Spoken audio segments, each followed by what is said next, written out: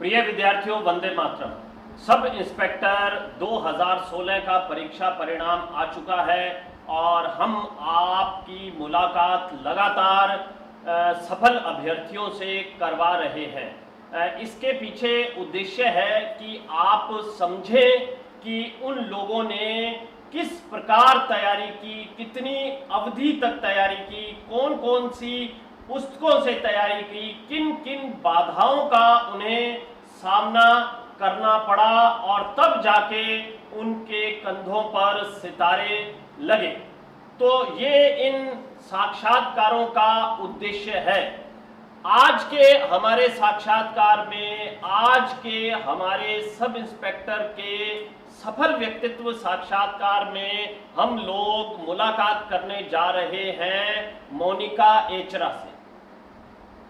मोनिका बहुत ही पुरानी विद्यार्थी हैं, आश्रम की बहुत ही कम बोलने वाली विद्यार्थी हैं और बहुत ही मेहनती विद्यार्थी हैं और इन्होंने इस परीक्षा में 70वीं रैंक हासिल की है, जो निसंदेह बहुत ही गौरव का विषय है। तो मोनिका, आपको बहुत बहुत बधाई। जी सर, धन्यवाद। आपको भी सर बहुत बहुत बधाई। बहुत बहुत धन्यवाद मोनिका। निसंदेह गुरु और शिष्या दोनों ही एक दूसरे को बधाई दे रहे हैं, क्योंकि एक संयुक्त प्रयास होता है, एक शिक्षण संस्थान का, एक अध्यापक का, एक विद्यार्थी का, और तब सफलता प्राप्त होती है। एक गौरवशाली सफलता, एक ऐसे क्षण जो व्यक्ति को गौरवान्वित करते हैं, अन्य लोगों को प्रेरित करते हैं। तो मोनिका, सबसे पहले तो मुझे आप ये बताएं कि आप मूल रूप से कहाँ की निवासी हैं? सर, मैं मूल रूप से सूरतगढ़ की रहने वाली हूँ। सूरतगढ़ की ही निवासी हैं, बहुत ही बढ़िया।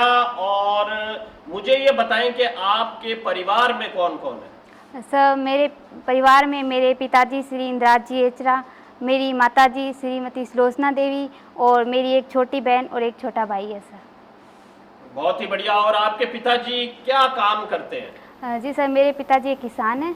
आपके पिताजी एक किसान हैं, बहुत बढ़िया। और मुझे ये बताएं कि आप पहल आश्रम से कब जुड़ी और किस प्रकार से जुड़ी? जी सर, मैं पहली बार 2015 में, जबकि मैं बीए फाइनल ईयर में थी, उस समय जुड़ी थी। जो सर, मैंने अपनी जो 12वीं की पढ़ाई जागृति सीनियर सेकेंडरी स्कूल से की थी और हमारे स्कूल के जो प्रिंसिपल सर थे श्री सूरजाराम जी कारकवाल, उन्होंने हमें भाटिया आश्रम के बारे में बताया। उन्होंने कहा कि आपको अपने भविष्य की योजना के लिए आपको आश्रम ज्वाइन करना चाहिए। बिल्कुल। फिर तो मैं श्री सूरजाराम जी कारकवाल, प्रिंसिपल जागृति उच्च माध्यमिक विद्यालय को धन्यवाद ज्ञापित करना चाहूँगा, जो उनकी वजह से हमें 70वीं रैंक के रूप में मोनिका बिटिया प्राप्त हुई, जिसने हमारा नाम रोशन किया, शहर का नाम रोशन किया, अपने माता पिता का नाम रोशन किया। अच्छा, अपने प्रारंभिक शिक्षा पहली से लेकर और 10वीं तक आपने कहाँ पढ़ाई की, इस बारे में भी जानकारी दीजिए। जी सर, मैं अपने ननिहाल में रहती थी, अपनी नानी माँ के पास। तो मैंने जो अपनी 9th तक की पढ़ाई है वो Saint Mary senior secondary school, जो कि 28 पीबीएन गांव में पड़ता है सर, वहाँ से की। उसके बाद सर जो मैंने 10th की पढ़ाई है वो जो रतनपुरा गांव है, वहाँ से मैंने बीएल सीनियर सेकेंडरी स्कूल से की थी सर। क्या नाम? 10वीं आपने किस विद्यालय से की? BL senior secondary school Ratanpura. BL senior secondary school Ratanpura से आपने की और 9th तक आप सेंट मैरी स्कूल 28 पीबीएन में पढ़ी और फिर आप 11वीं और 12वीं में जागृति उच्च माध्यमिक विद्यालय में आ गई। और उसके बाद आपने अपनी ग्रेजुएशन किस कॉलेज से पूरी की? सर, राजकीय महाविद्यालय सूरतगढ़ से मैंने। राजकीय महाविद्यालय सूरतगढ़ से आपने बीए की। बीए में सब्जेक्ट्स क्या थे आपके? सर, मेरे पास राजनीति विज्ञान था और भूगोल और इंग्लिश लिटरेचर। अच्छा, इसमें आपका सबसे फेवरेट सब्जेक्ट क्या था? इसमें सर मेरे को राजनीति विज्ञान अच्छा लगता था सर। अच्छा चलिए मेरे को ये बताइए कि आप अपने कक्षा 1 से लेकर और ग्रेजुएशन तक आपके लिए यादगार प्रेरणास्पद शिक्षक कौन कौन है? नाम बताइए आप उनके। जी सर, मैं अपने लिए जो प्रेरणास्पद शिक्षक सबसे ज़्यादा जिनसे मैंने प्रेरणा ली वो मैं श्री सूर्याराम जी कारकवाल और उन्हीं के भाई श्री सुभाष जी कारकवाल को मानती हूँ। और श्री सुभाष कारकवाल बिल्कुल मेरे बड़े पुराने विद्यार्थी हैं। जब वो बहुत छोटे से थे तभी से मेरे साथ जुड़े रहे हैं और बड़े अच्छे वक्ता हैं और वर्तमान में वरिष्ठ अध्यापक अंग्रेजी के रूप में कार्यरत हैं। बिल्कुल बिल्कुल बिल्कुल ठीक है सर। उन्हीं के द्वारा मुझे मतलब प्रेरित किया गया था कि मैं आगे की पढ़ाई के लिए अपने भविष्य की प्लानिंग के लिए आपके पास आऊं सर। अच्छा, फिर आप 2015 में आश्रम में आ गई, तब तो सब इंस्पेक्टर की वैकेंसी आई नहीं थी। जी नहीं तो सर। फिर आपने किस बैच में प्रवेश लिया? सर उस समय मैंने आरएस प्री का जो बैच चला था उसी में प्रवेश लिया था। आपने आरएस प्री के बैच में प्रवेश ले लिया। एक बात मैं सभी अभ्यर्थियों से कहना चाहता हूं जो खासकर सब इंस्पेक्टर के अभ्यर्थी हैं कि सब इंस्पेक्टर का रिटर्न का जो पाठ्यक्रम है वो लगभग जो है वही है जो कि आरएएस प्रारंभिक परीक्षा का है। तो फिर आपने आरएएस प्री में प्रवेश ले लिया। जी सर। फिर आगे कैसे क्या गतिविधि चलती रही आपकी, थोड़ी जानकारी दीजिए। जी सर, जैसे सर ये वैकेंसी आने वाली थी तो आश्रम में इसका बैच स्टार्ट कर दिया गया था। सब इंस्पेक्टर का बैच बिल्कुल हम लोगों ने स्टार्ट कर दिया और सर जिस दिन से ये बैच स्टार्ट किया गया उसी दिन से मैंने इस बैच को ज्वाइन किया था और उसके लिए मैं सर निरंतर प्रयास करती रही। पहले दिन ही आपने सब इंस्पेक्टर के बैच को ज्वाइन कर लिया और उसके बाद निरंतर आपका अभ्यास जो है वो जारी रहा। अच्छा मुझे ये बताइए कि आपने जो टेस्ट दिया आश्रम में, जी सर, क्लासेस तो होती थी, कौन कौन पढ़ाता था आपको कुछ ध्यान है? जी सर। सर हमें हिंदी विषय जो श्री गिरिवर जी पढ़ाते थे। ठीक है। और सर श्री विनोद प्रताप सर जो हमें राजनीति विज्ञान पढ़ाते थे। इसके अलावा सर हमें मैथ की क्लास श्री गुरुदेव जी लेते थे जो कि बहुत ही मनोरंजनात्मक थी हमारे लिए। गुरुदेव जी का तरीका काफी रंजनात्मक है। जी सर। ये बात बिल्कुल आप सही कह रही हैं। जी सर। और सर हमें श्री दीपक सर जो है वो ज्योग्राफी पढ़ाया करते थे और श्री कीर्ति सर जो है वो हमें अर्थशास्त्र पढ़ाते थे। सर बिल्कुल बिल्कुल बिल्कुल बिल्कुल बहुत ही बढ़िया सभी लोग आपको पढ़ा रहे थे। तो आपकी रैंक क्या आती थी? जो टेस्ट होते थे उनमें रैंक बड़े, खासकर बड़े पेपर में आप किस रैंक पर चलते थे? सर जैसा कि मैंने बताया मैंने इस बैच को पहले दिन से ही ज्वाइन किया था और सर यही था कि बस करना है। तो मैंने पहले दिन से ही जो भी शेड्यूल आश्रम में दिया जाता उसे अच्छे तरीके से फॉलो किया। तो उस वजह से मेरी रैंक हमेशा से ही लगभग जो टॉप 10 की रैंक थी उसी में रहती थी। सर टॉप 10 की आप रैंक में रहे और यहाँ पर आपने 70वीं रैंक प्राप्त की। जी सर। तो खैर काम तो आप सब इंस्पेक्टर पर कर रहे थे, तो आपका क्या आरएएस प्रीलिम्स भी क्लियर हुआ? जी सर, मेरा आरएएस प्रीलिम्स क्लियर हुआ था सर। तो फिर मेंस भी आपने लिखा? जी सर। तो मेंस में क्या परिणाम रहा? सर वो मेरा भी क्लियर नहीं हो पाया। उसकी सर ये एक मुख्य वजह यही थी कि मेरा जो अभी जो फोकस था सर वो मेरा एसआई पे ही था और जैसे ही एग्ज़ाम हो गया उसके बाद सर मैंने फिजिकल की तैयारी शुरू कर दी थी। हाँ, तो फिर उधर आपका जो ध्यान है उतना केंद्रित जी सर नहीं हो पाया। चलिए कोई बात नहीं, मैं ईश्वर से प्रार्थना करता हूँ कि अगली बार जब हम आपका साक्षात्कार लें तो आप आरएएस के रूप में या आरपीएस के रूप में जी सर नजर आए। खैर मेरे को ये बताइए कि कौन कौन सी मुख्य पुस्तकें आपने सब इंस्पेक्टर के लिए पढ़ी? सर मैंने जो बुक्स आश्रम परिवार द्वारा जो लगाई जाती थी सर मैंने वही बुक्स पढ़ी है, जिसमें सर मौर्य द्विवेदी जी की जो राजनीति विज्ञान की बुक थी वो पढ़ी। और इसके अलावा सर मैंने जो महेश वर्णवाल जी की जो ज्योग्राफी के लिए बुक लगती थी वो पढ़ी थी सर। इसके अलावा सर एक एचएम सक्सेना की बुक थी ज्योग्राफी के लिए लगाई गई थी वो पढ़ती थी। और राजस्थान जीके के लिए सर जो लक्ष्य की गाइड आती है वो मैंने पढ़ी है सर। और इसके अलावा जो राजस्थान बोर्ड और जो एनसीईआरटी की बुक्स जो लगाई जाती थी हमें, वो मैंने सभी पढ़ी है। और हिंदी के लिए सर जो मैंने नवीन हिंदी व्याकरण की बुक थी वो, और डॉक्टर राघव प्रकाश जी की जो एक बुक है वो पढ़ी थी। और इसके अलावा श्री गिरिवर जी जो सर है वो बहुत अच्छा पढ़ाते थे हमें, तो वो तो हमारे लिए वैसे ही बेस्ट था सर। ठीक है, बहुत ही बढ़िया। और अब हम लोग फिजिकल पर आते हैं। मुझे ध्यान है कि मैंने ये दायित्व जो है श्री गुरप्रेम सिंह जी मान और श्री सलीम जी को सौंपा था। जी सर। फिर गुरप्रेम जी जो हैं अपनी ड्यूटी पर, अपनी पोस्टिंग पर चले गए थे, और सलीम सर ने आप लोगों को गाइड किया था। तो बीच बीच में मैं भी वहाँ पर उपस्थित होता था, और आपको इस दरमियान के फिजिकल की तैयारी के कोई क्षण ध्यान है जब आपको बहुत ही प्रेरणा मिली हो, और आपको ध्यान होगा कि मैंने भी बीच में कुछ पुरस्कार रखे थे? जी सर। जी सर। कि जो भी इसमें बेस्ट प्रदर्शन करेगा उसको ये पुरस्कार मिलेगा।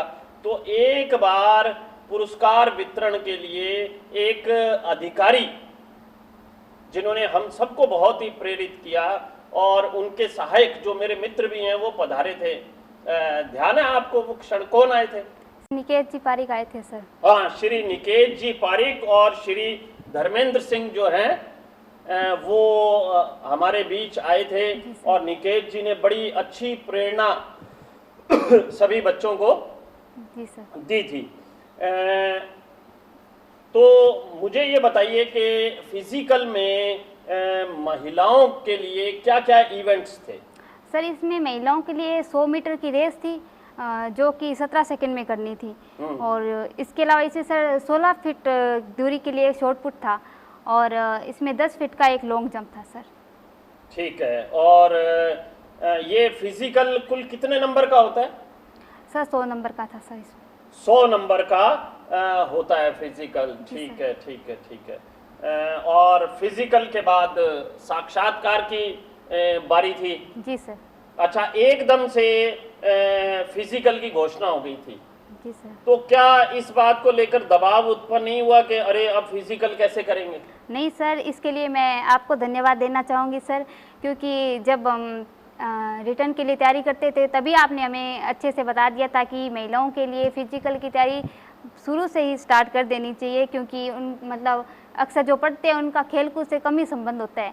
तो हमने सर उसके लिए पहले से ही स्टार्ट कर दिया था। और उसके अलावा सर जो सलीम सर हमारे कोच साहब थे, उनका भी मैं बहुत बहुत धन्यवाद देना चाहूँगी कि उन्होंने हमें बहुत ही अच्छे तरीके से फिजिकल की तैयारी करवाई सर। बिल्कुल, सलीम जी ने बहुत मेहनत की, और साक्षात्कार फिर हमारा हुआ।